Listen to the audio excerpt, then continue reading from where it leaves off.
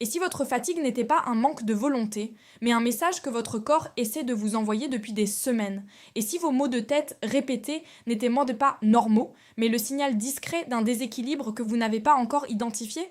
Beaucoup de personnes vivent avec une fatigue persistante et des céphalées régulières en pensant que c'est simplement le rythme de la vie moderne. On prend un café de plus, un comprimé antidouleur, on serre les dents, puis on recommence. Pourtant, dans de nombreux cas, ces symptômes ont des causes invisibles, souvent liées à notre mode de vie, et parfois étonnamment simples. La première idée reçue à déconstruire est celle-ci. Fatigue et maux de tête seraient des problèmes isolés. En réalité, ce sont des symptômes transversaux. Ils peuvent avoir des origines très différentes, mais partagent souvent des mécanismes communs. Le cerveau est un organe extrêmement sensible aux variations internes. Il réagit à la qualité du sommeil, au niveau d'hydratation, aux fluctuations de la glycémie, au stress, aux carences nutritionnelles. Ce n'est pas un hasard si ces deux symptômes apparaissent souvent ensemble. Commençons par une cause souvent sous-estimée, la déshydratation légère. On imagine la déshydratation comme un état grave lié à la chaleur ou à un effort intense. Mais une simple baisse de 1 à 2% du poids corporel en eau peut déjà influencer les performances cognitives et provoquer des maux de tête. Pourquoi? Parce que le cerveau est composé en grande partie d'eau. Lorsque l'organisme manque de liquide, le volume sanguin diminue légèrement, ce qui peut modifier la pression à l'intérieur des vaisseaux cérébraux. Cela peut déclencher une douleur diffuse, souvent décrite comme une pression. La fatigue apparaît également car la circulation de l'oxygène et des nutriments est moins optimale. Ce mécanisme est bien documenté. Pourtant, combien de personnes passent une journée entière avec seulement 2 ou 3 verres d'eau? Deuxième cause invisible, les variations de glycémie. La glycémie correspond au taux de sucre dans le sang. Le glucose est le principal carburant du cerveau. Lorsque ce taux chute rapidement, par exemple après un repas très sucré suivi d'un long intervalle sans manger, le cerveau perçoit une forme de stress énergétique. Il peut en résulter une sensation de faiblesse, d'irritabilité et parfois un mal de tête. A l'inverse, des pics répétés de glycémie liés à une alimentation riche en sucre rapide peuvent provoquer une fatigue postprandiale, c'est-à-dire une baisse d'énergie après le repas. Ce phénomène n'est pas une simple paresse digestive. Il s'agit d'une réponse hormonale, notamment via l'insuline, l'hormone qui permet au sucre d'entrer dans les cellules. Lorsque les fluctuations sont importantes, le système s'épuise. Troisième facteur fréquent, le manque de sommeil ou un sommeil de mauvaise qualité. Le sommeil n'est pas qu'un temps de repos passif. Il permet au cerveau d'éliminer certains déchets métaboliques accumulés dans la journée. Si ce processus est perturbé, une sensation de lourdeur mentale et des céphalées peuvent apparaître au réveil. Les troubles du sommeil fragmenté, même sans insomnie franche, peuvent suffire à déclencher ces symptômes. Ce que la science établit clairement, c'est le lien entre privation de sommeil et augmentation des marqueurs inflammatoires. L'inflammation, même légère, peut sensibiliser les voies de la douleur. Cela ne signifie pas que toute fatigue vient du sommeil, mais que ce pilier est central. Quatrième cause invisible, les carences nutritionnelles. Certaines vitamines et minéraux jouent un rôle clé dans la production d'énergie cellulaire. Le magnésium, par exemple, intervient dans plus de 300 réactions enzymatiques. Il participe à la transmission nerveuse et à la relaxation musculaire. Une carence peut favoriser la tension musculaire, notamment au niveau du cou et des épaules, ce qui peut contribuer à des maux de tête dits de tension. Le fer est également crucial car il transporte l'oxygène via l'hémoglobine. Une carence en fer peut entraîner une fatigue persistante.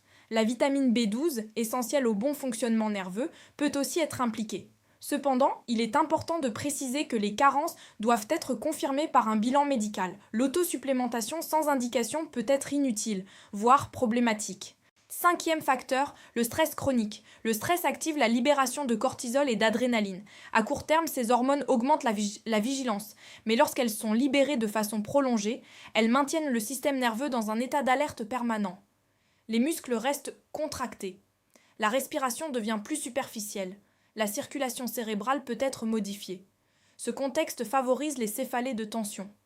La fatigue qui en découle n'est pas une faiblesse morale, c'est une conséquence biologique d'un organisme qui fonctionne en mode urgence trop longtemps. Avez-vous déjà remarqué que vos maux de tête surviennent souvent en fin de semaine lorsque la pression retombe? Ce phénomène est parfois appelé céphalée de relâchement. Il illustre à quel point le système nerveux est impliqué. Ce que l'on sait, c'est que la régulation du stress influence directement la perception de la douleur.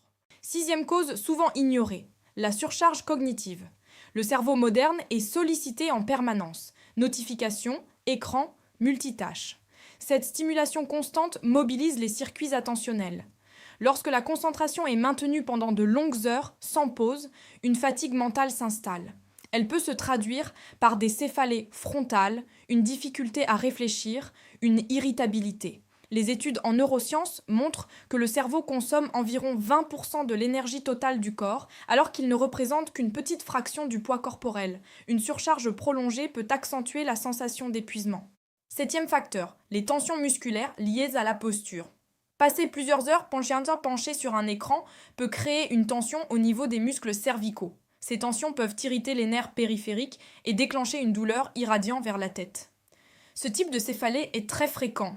Il est mécanique, mais influencé par le stress et la fatigue. Ce que l'on observe, c'est que ces causes ne sont pas indépendantes.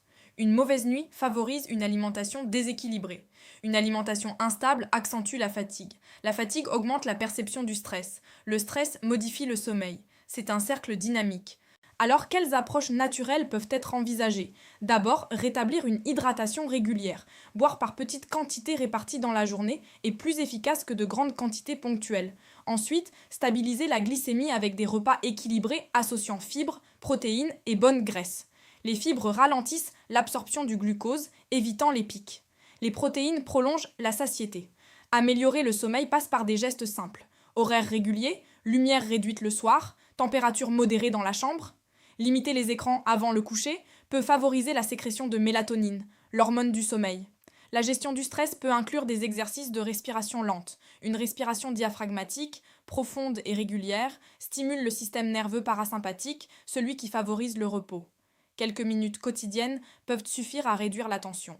Concernant la posture, intégrer des poses actives, étirer la nuque et les épaules, ajuster la hauteur de l'écran peuvent diminuer les tensions mécaniques. Il est cependant essentiel de rappeler les limites. Des maux de tête intenses, inhabituels, associés à des troubles neurologiques comme une faiblesse d'un côté du corps, une vision altérée ou une fièvre élevée, nécessitent une consultation médicale urgente. De même, une fatigue persistante malgré des ajustements de mode de vie peut justifier un bilan approfondi. Les causes organiques doivent être écartées. La science distingue clairement entre corrélation et causalité. Certaines associations sont bien établies, comme le lien entre manque de sommeil et fatigue. D'autres restent étudiées, comme l'impact précis de certaines carences sur les céphalées. Il est important de garder une approche nuancée. Ce qui ressort, c'est que le corps envoie rarement des signaux sans raison. La fatigue et les maux de tête ne sont pas toujours des ennemis à faire taire immédiatement. Ils peuvent être des indicateurs. Les comprendre permet d'agir plus intelligemment. Plutôt que de masquer le symptôme, pourquoi ne pas se demander: ai-je suffisamment bu aujourd'hui? Mon sommeil est-il réparateur? Suis-je sous tension constante? Ma posture est-elle adaptée? Ces questions simples peuvent ouvrir des pistes concrètes. La santé n'est pas une quête de perfection, c'est un ajustement progressif. Parfois, corriger un seul paramètre suffit à améliorer l'ensemble. La fatigue et les céphalées chroniques ne sont pas une fatalité dans tous les cas. Elles peuvent être des appels à rééquilibrer certains aspects invisibles du quotidien. Alors, si votre corps vous parlait à travers ces signaux, que vous dirait-il vraiment? Et laquelle de ces causes invisibles reconnaissez-vous le plus dans votre propre quotidien?